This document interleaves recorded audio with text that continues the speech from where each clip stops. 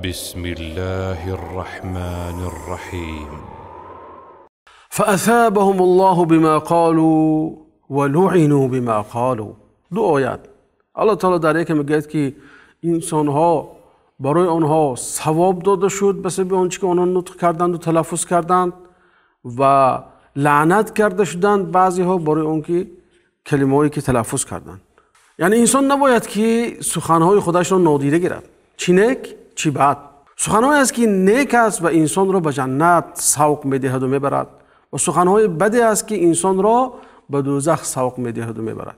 بنابراین پیامبر علیه السلام به معاذ بن جبل رضی الله عنه اشاره کرده گفتن که امسک علیک هذا، این سخت دار، زبان تا سخت دار.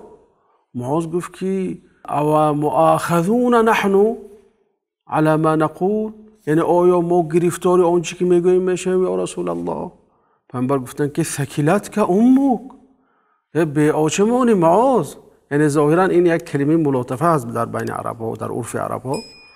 و گفتن که صلی الله علیه وسلم گفتن و هل یکب الناس علی مناخرهم الا حصائد السنتهم، یعنی انسان ها را جز میوه های زبانش دیگر چیز به دوزخ سرنگون میبرد، به چهره هاشو سرنگون میبرد. یعنی این نتیجه و میوه زبان است. الله تعالی زبان های ما را همیشه در راه راست و کار خوب استفاده برد.